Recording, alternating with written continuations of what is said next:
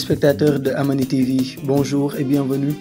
Parlons aujourd'hui du prophète Sulayman. Il compte parmi les plus éminents prophètes d'Allah et son histoire très intéressante est mentionnée dans le noble Coran.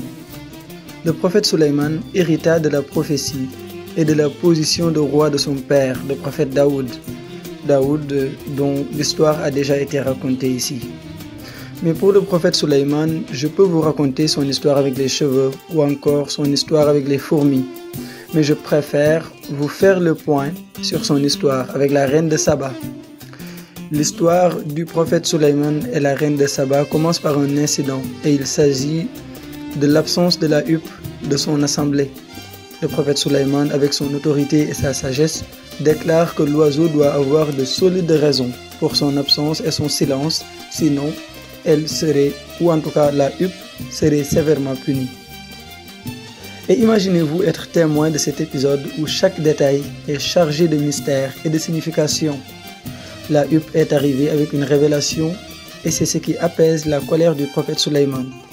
La huppe a en réalité dévoilé que malgré la richesse et le pouvoir de la reine de Saba, Satan avait corrompu son peuple et les a détournés de l'adoration d'Allah vers le culte du soleil.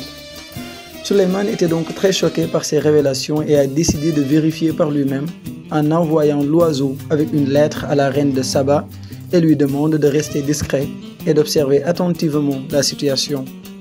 La huppe a donc exécuté cet ordre et a laissé tomber la lettre aux pieds de la reine et s'envola pour se cacher.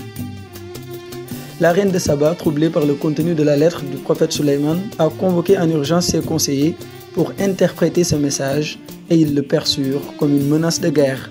Malgré les tensions, la reine décide d'envoyer des cadeaux au prophète Sulayman, accompagné de messagers dans l'espoir de mieux comprendre son intention et surtout d'éviter un conflit.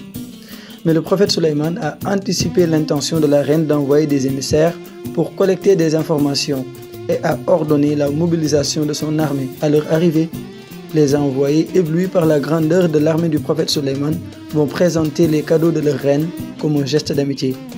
Cependant, leur surprise fut grande lorsque Sulayman refusa les présents et affirme que sa richesse et son pouvoir étaient un don d'Allah et qu'il était au-dessus de toute corruption. Il exprime donc son unique objectif qui est de répandre la croyance en l'unicité d'Allah.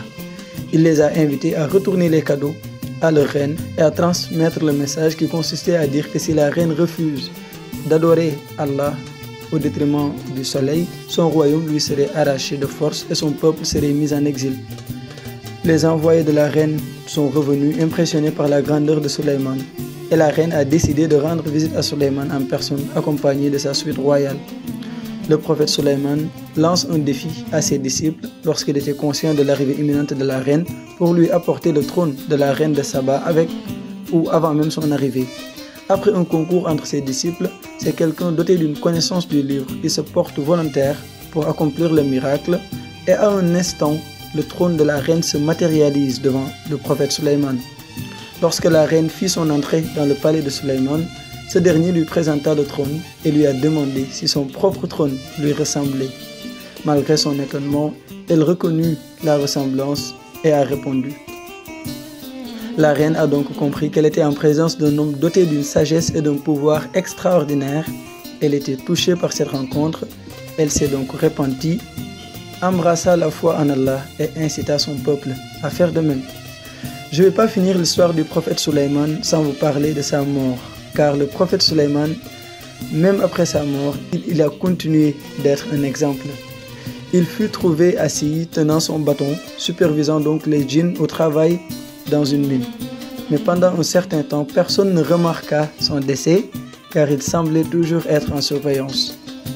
Mais des jours et des jours après sa mort, un petit ver a rongé le bâton du prophète Sulayman, jusqu'à ce qu'il tombe de sa main, ce qui révèle sa mort depuis longtemps. Les gens ont donc réalisé que les djinns, en continuant à travailler malgré la disparition du prophète Sulayman, ne possédaient en réalité pas la connaissance de l'invisible comme ils le prétendaient. Car si tel était le cas, ils auraient su que le prophète Sulayman était décédé. Voici donc l'économie de l'histoire du prophète Sulayman. Le prophète Sulayman, doté de sagesse et de pouvoir, a montré l'importance de la reconnaissance de la suprématie d'Allah. Son histoire évoque surtout l'illusion de la toute-puissance des djinns et la vérité selon laquelle seule la connaissance de l'invisible appartient à Allah.